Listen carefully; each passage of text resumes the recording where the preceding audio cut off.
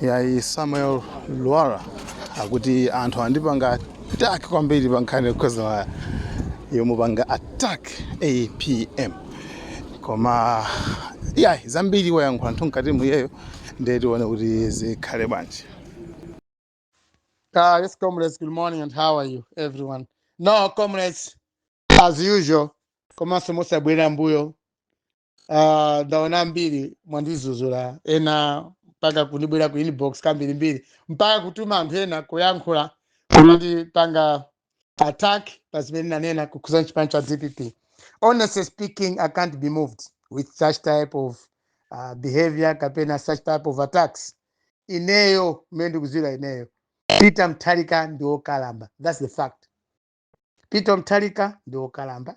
Peter Mutharika was once tested. Time ina chimwena wa Bingwa Mutharika ali president. He was given mpando wa Minister of Justice. Ku justice, nothing worked. Zinakanika. Later on, he was given mpando as the anapasidwani mpando as the Minister of Higher Education. Mutharika failed to manage that minister. Later on, achimwena watafa, people sympathized with the Mutharika family because achimwena wa Bingwa nafa ali pa mpando wa president. Therefore, people looked to Chipani Kuja as an owner. Chipani cha DPP. Amota, if was in Mutharika lisafe because anafa before second term, atangochila rule for 2 years. Then they said no. The only minister nga kari tikara branch. Zina Mutharika tishite maintain. By constitutional, Joyce Banda anakarabo. For 3 years, analamulia kumaliza as the vice president komaso hata mwela achikuya jendi constitution ya Malawi. Joyce Banda anatenga udindo uja kumaliza mpaka zisankho 2014. Chipani cha DPP was not happy ndi Joyce Banda. So time Joyce Banda amatenga upando mene uja. DPP amafuna Peter Mutharika automatically to take over from the brother. Sama ziwa constitution yake ya ziko utimaenda bwanji. That's why panani nkani amati midnight 6 and 6 sama funa udindo uja ampasi Joyce Banda. So Joyce Banda sana mkonde ku DPP. Vuto chipani cha DPP imadana ndi anthu anzeru ochangamuka. Joyce Banda time ena amoneka ngati 1-0. Why Joyce Banda amoneka kwambiri 1-0? Because the husband Joyce Banda was the former chief justice. Was amalamulo. Pesa mamkonda kwambiri Joyce Banda. You remember Joyce Banda atenge mpando wa atenge malo wa Bingwa Mutharika. Pana zosika zambiri. Mwayame ndamene anasegura kumaso. Koma otherwise DPP amafuna Peter Mutharika automatically kufa kwa Bingwa Mutharika. Peter Mutharika akalepo. Zena mfuna DPP. Sama ziwa malamulo aziko amenda bwanji. Therefore 2014 chipani cha DPP chinamtenga Peter Mutharika kubiga pampanda. Ngati chani msogolo wa chipani cha ndipo he was endorsed. Analibe mutu olikangana naye. Anawina chisankho Peter Mutharika koma taona limene anesera boma. Andi kuti awine bwino chisankho chichi anatenga mwana wang'ono. Saulos Chilima. Ndamene amthandiza atu. Akula jamafuna Mutharika alowe mboma hata mwana chimwene wawo sana afuna utenga udindo mene sana pikisana naye Peter Mutharika. So what I'm trying to say here is zambiri zimwe zikuchita DPP tikhuza kuyankhula usiku ndi usana koma kuti nkhani zambiri DPP zomwe munthu sungathe kuzimvesesa.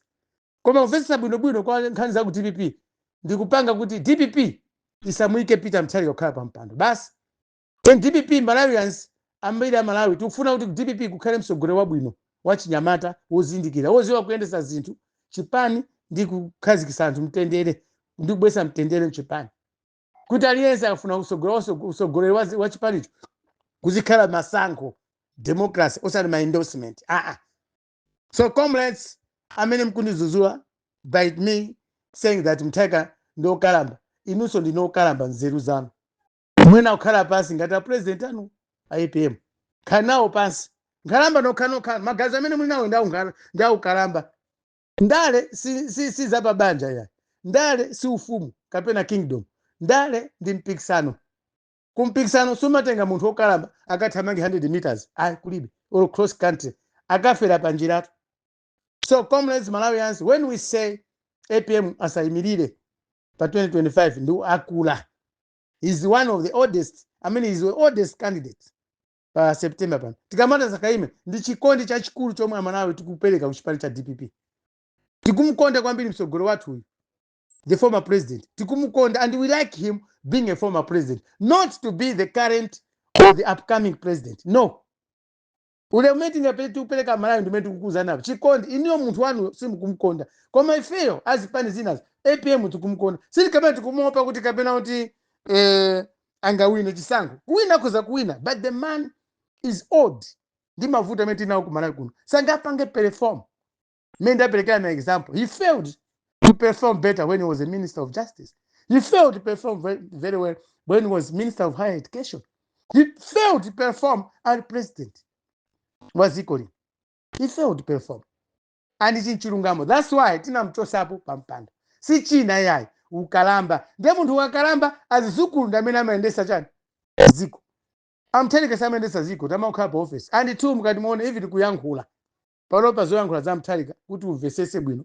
Pamakhala vuto kwambiri. He's not charming. He's not outspoken.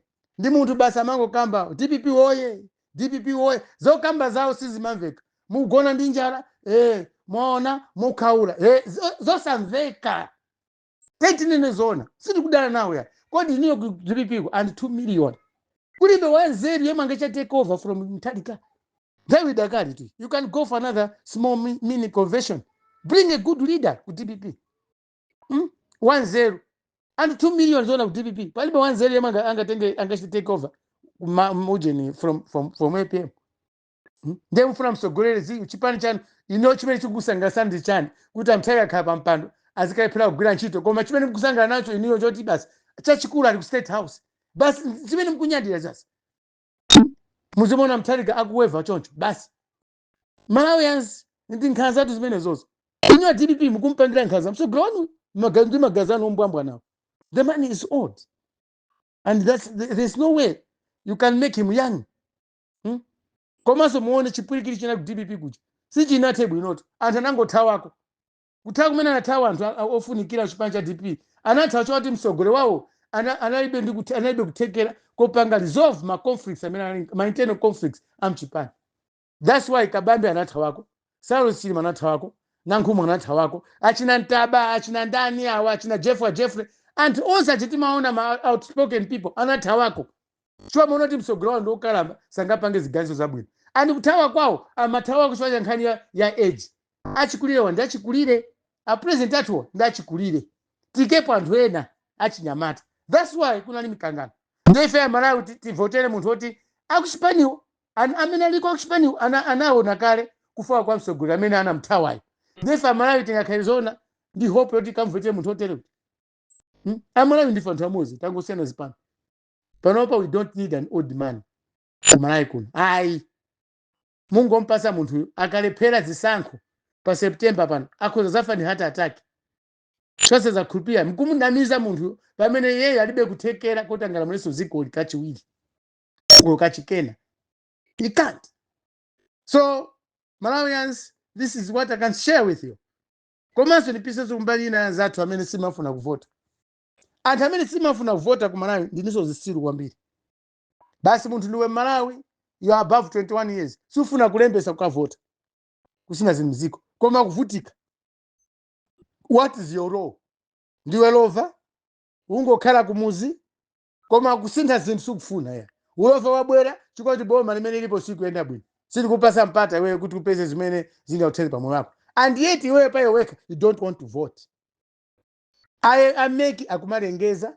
Chonde tendi kalembese masiku akutatu osapita ukalembese. Koma ufuna kusinde zinthu mziko. Anthu otere ndamene mkono ka democracy ati ku Malawi. Amene simavota ino ndini zisiru. And you deserve to die.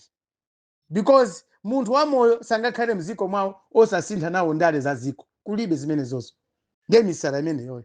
Ziko lilonse limakhala ndi nthawi yokavota. Suti kapena muntu nthawi zonse umakavota. Umangovota kamozi after 5 years. Koma iweyo ndi usilu wako ndi umbuli wako zona kukhala mziko la Malawi osavota ndi kuvota koma. Koma kumadandaula iya ziko sili kuenda bwino. Yet you don't vote. Who are you? Ndiwe ndani iwe? Kapewa chabe. Amalawi tenti zizuka pakakhala zinthu zoti zitithandize ngati ziko. Let's wake up together. There's no way 21 million people in a country but only 7 million people amene apanga register kusinda ziko. Are you serious, Malawians? I mean, Sima Votan. Who are you? Mulimbu. Tapita next time ngati simuzavota. Kungoti mina ziko la tuindira bwino. Ndifantu antendere. Kukakama ina bweza watu kwenda khomo ndi khomo. Aliyesa kalembese kuti avote. Kusintha ziko si umangosira anthu atatu awiri yayi. Even campaign ya kuchipani si umangosira munthu mmodzi the way I'm doing. No. Timafuna tikhale collective efforts. Tonse tigwirizane kuchipani ya Malawi, tikaona chipani chikasankha msogolo wabwino yemwe akhoza kupanga zinthu muziko. Tonse timsupport. Kana ndifa ku opposition, kana ndifa ruling party, si kuti kapita tonse timaona chimodzi mu, timaona mosiyana. Koma pa usogolo wa ziko tigwirane manja. Choyamba tikalembese. So Malawians si malembese. And I'm sorry to tell you, commission probably aseka. Sabwereza anso kalemberaso wina. Choyena simulembese kamuna kufuna kwanu ati ndi ufuru. Ufuru wantu ndo anje ngokhala chete basi osapanga chili chose muziko. Ola ufuru nyumba mwako basi osalima koma ufuna uzidya nyama pa table. Ndi ufuru wantu ndo anje mena. Ndi usiru kama mene wo. So the 7 million people cannot change fully this country. Never. The 7 million voters cannot transform this country, cannot make bold decisions for this country. Koma tikanakhala kumuna 10 million people. Tikanakhala bwino. Koma 7 million. Last time it was 6 million. Amalawi officers soni kwambiri kwanza athu amene simafuna kuvota. That's it. Izo tisiapo. Number 3 yakabambe. Yakabambe silingakame zambiri. Kabambe is too smart. Panopo. Kabambe is in winning mood. Bas. Zachakwera achakwera ai. Tikambe zachakwera aliyese mavuto achakwera kwaziwa. Aliyese peka kumalawi zachakwera kuziziwa. There's no way tinganota chakwera azakaleso azawina defesa mara ndifezisiru ka. Ndifezisiru. Achakwera ndamena pangisa anthu ambiri kuti asalembese utakavota. Ala kusandale zonse because chakwera had all the hopes, had all the support from people. Koma chakwera akanika tu. Akanika pazawati in abundance of water a fool is thirsty. Muntu ali pakati pamazi koma ndi ruzo nde chakwera. Chili chose chakwera tinampasa kumulumbirisa kukhala commander in chief. Chili chose chakwera kukhala chancellor wa university. Chili chose chakwera tinampasa 2020 pamodzi Saulos Chilima. Koma chakwera tamva kunona mpandoja ana Saulos Chilima sakuziwa kumene ali kunsipe deep down pansi. Achakwera lipompo ati wo usafuna lamulire. Hey, how fun is this? This is quite a big joke for MCP now also. Achakwera tinaika mboma anthu awiri. Analiwo achakwera ndi Chilima. Tinaika mboma anthu awiri. Koma chakwera tafa kukoma nda zawo ndi mbuli zina za MCP. Choko MCP ndiye kuli mbuli dizenizeni. Basi. Ya kushaina vice president. Ino vice president amene hii Saulos Chilima. Ndi amene anapanga APM kulowa mboma. Anacho kwa ku DPP amampanga nkhanza. Achakwera anachira kunena poera kuti osazapangira nkhanza vice president wawo. That's why achakwera tinapasa vote yambiri. Mawana nena achakwera ja. Oti sazapanga nkhanza kwa vice president wawo mene apangira aku DPP. So zimene apanga DPP pompanga frustrate Chilima tonsefe tinadandaula. Ndipo Chilima tayamba chipanja cha UTM tonsefe amana tinasangala. Achakwera anabwera poyera kumanena kuti iwo sazampangira nkhanza vice president wawo. Koma taonani nkhanza zimene anapanga aku DPP mukati mwelekeze ndi nkhanza zimene zapangidwa kwa Chilima pasi pa Achakwera. Achakwera ndiye zawo za data. Anamwalira tu vice president pangozi ya ndege uchikangawo. Report ya ndege sikuoneka. So Achakwera ndi APM they are just the same people. Kwangoti APM mwina ndio kalamba. Akakhala so kalamba vote ya Malawi tikanampasa. Kuelekeza ndi Achakwera. Koma Achakwera ndi mmene zinachitikira kwa vice president yemwe anayika pa mpandonso yo Achakwera. I don't think Malawians can vote for Chakwera unless Malawi 24 pusa. Kapena ndifantamisana. Kapena ndifezi nyama chabe za mchire. Afisi kapena kwangwara odya zokufa. We can't vote for such a person. Achakwera ife hope yathu yambiri tinapasa vote yathu because timaona ngati kuti amusamala bwino Chilimayi. Koma nditu Achakwera sena msamale Chilima. Kungo pasi pa ulamu wa Achakwera Chilima nango sowa pa ali pamapa mwana wa munthu ali mmanda. May so keep on resting in peace kunsipe. And Achakwera shows no remorse.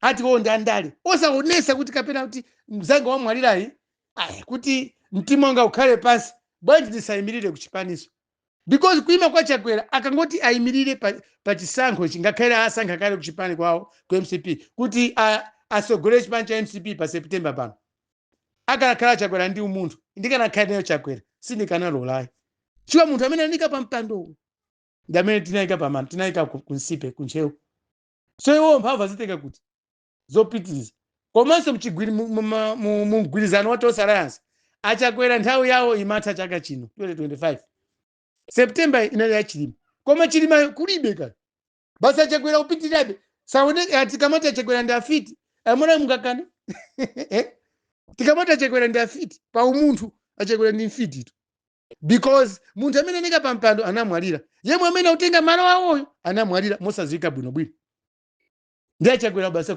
andi energy mphamvu aziteka kuti Achakwera kupitiriza bwanji sanafunsa anzawo aku Tonse Alliance ma partners aku UTM kuti aku UTM msogolo wanu ndi amene kuti atenge position yanga panopa akanatenga udindo wangawo so zinali mugwizano timamva Chilima mayankhula kuti tinagwizana kuti 5 years anzanga sogole 5 years ina ndizatenga ndineyo timamva Chilima mayankhula koma mayankhula zimene Achakwera sanayambe yankhula zimene zozo kuvomereza lokukana ndiye kuti afuna imeso pa ballot paper amalawi ndifo opusa ifeyo ndoti Chilima jabasa nangu fera bule so what I'm trying to tell you Malawians is zimene zizi these are real issues. There's no way Chakwera ngamenda across the country ndivotereni pamene sana satire phangano limene la pakati pa Chilima ndi yeye so Chilima sazukaso kumandatu ya Chilima ongosala mwaife Chilima obwera makabambe so there's no way Chakwera na wonse ku MCP akhale pansi olosa ku MCP ngatala Malawi ndi tokonda ziko lawo ukonda nzawo omwe amapanga nawo limozi ndale we need fairness from MCP Achakwera ifeyo wakuite mwana mwalira azati wa MCP adakale wa moyo koma wa moyo kuti akhale boma anamthandiza ndi wakufai panopa sichingakhale chabwino kuti Achakwera awineso zisankho kapena aimeso pakhale pa ballot paper ngati MCP leader ayi yo aja pa umunthu nanji bini mbusa ndi abusa Achakweratu akanagaza kawiri koma zanga ujana ndika pampana na mwalira nthawi iyi zisankho za 25 ndimene kumpa support koma kulibe basi nesi ndimirira ndiye umunthu umene ndimayembeza kwa Chakwera